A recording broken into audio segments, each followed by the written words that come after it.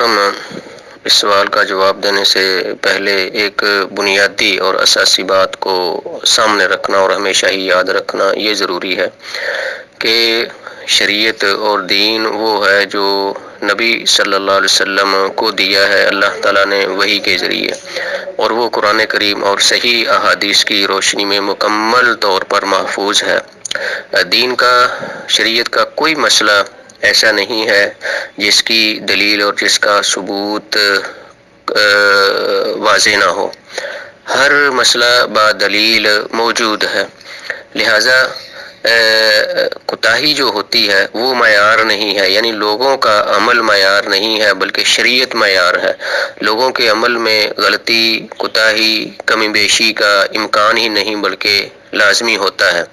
یعنی آدمی سے غلطی سرزد ہوتی ہے چونکہ وہ معصوم نہیں، لیکن نبی صلی اللہ علیہ وسلم کی رسالت اور نبوت والی زندگی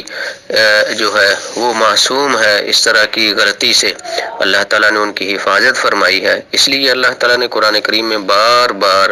اپنے حبیب صلی اللہ علیہ وسلم کی ہی اتباع فرض کی ہے، اور نبی علیہ الصلوۃ والسلام کے علاوہ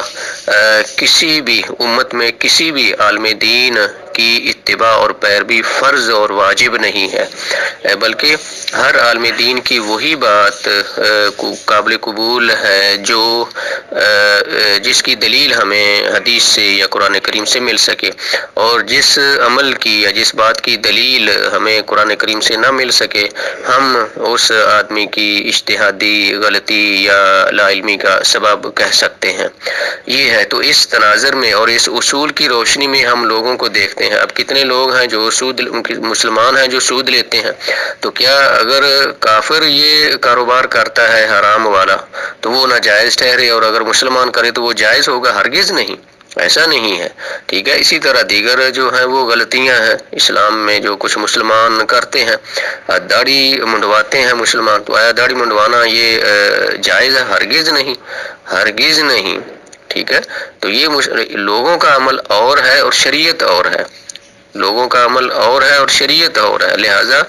کسی بھی آدمی کی غلطی وہ ہمیں جواز فراہم نہیں کرتی شرعی حکم چھوڑنے کے لیے۔ یہ اصولی بات ہے، آپ اس کو ہمیشہ ہی یاد رکھیں۔ جہاں تک سعودی عوام کا تعلق ہے، ٹھیک ہے، تو ان میں واقعتاً یہ چیز موجود ہے، اور اس کا سبب کہ سعودی عرب کے کچھ علماء اور فضلاء حافظہم اللہ، ان کا یہ موقف ہے کہ جو شخص رکوع میں مل جاتا ہے اس کی رکعت ہو جاتی ہے۔ ان کا اپنا یہ موقف ہے، یعنی ان کا اجتہادی مسئلہ ہے، حدیث میں ایسی کوئی بات نہیں، حدیث میں ایسی میرے بھائی کوئی بات نہیں ہے، یہ ان کا اپنا موقف ہے، یہ ان کی اپنی رائے ہے جس کی حدیث سے تائید نہیں ہوتی، بلکہ شیخ ابن باز رحمۃ اللہ علیہ اور کچھ اور اس طرح کے مطلب کہ اہل علم ہیں، ان کا موقف یہی ہے کہ نماز میں سورۃ فاتحہ پڑھنی چاہیے۔ اور آپ کو یاد ہے، آپ دیکھتے ہیں اگر آپ سعودیہ میں رہتے ہیں تو آپ کو پتہ ہے کہ وہ جو ہی امام صاحب سورۃ فاتحہ مکمل کرتے ہیں ولا الضالین آمین کہتے ہیں، تو جتنے سعودی ہیں وہ اس وقت فاتحہ پڑھتے ہیں، الحمدللہ رب العالمین الرحمن، جلدی جلدی وہ پڑھ لیتے ہیں، یعنی جتنی دیر امام صاحب وہ اگلی کوئی صورت شروع کرنا چاہتے ہیں اور درمیان میں 1 یا 1.5 منٹ کا وہ وقفہ دیتے ہیں آمین کہنے کے بعد، ٹھیک ہے نا، تو اس دورانیے میں وہ لوگ سورۃ فاتحہ پڑھتے ہیں۔ تو ان علماء کا بھی یہ کہنا ہے یا ان کا موقف ہے کہ سورۃ فاتحہ ضرور پڑھنی چاہیے، ضرور پڑھنی چاہیے، ٹھیک ہے، اور اس کے بغیر نماز نہیں ہوتی، یہ ان کو بھی پتہ ہے، لیکن عوام ہے، عوام غلطی کرتے ہیں، عوام نے اسے معمول بنا لیا ہے، حالانکہ علماء کا یہ موقف ہرگز نہیں ہے، یہ موقف علماء کا نہیں ہے۔ علماء یہی کہتے ہیں کہ اس کو معمول مت بناؤ، یعنی کبھی اگر ایسا ہو جائے اتفاقاً کہ امام صاحب رکوع میں ہیں اور آ کر ملا ہے آدمی، تو یہ ایک استثنائی صورت ہے، عام حکم یہی ہے کہ سورۃ فاتحہ کے بغیر نماز نہیں ہوتی، اور وہ بھی اس کے قائل ہیں۔ عوام کی بات کو آپ چھوڑ دیں،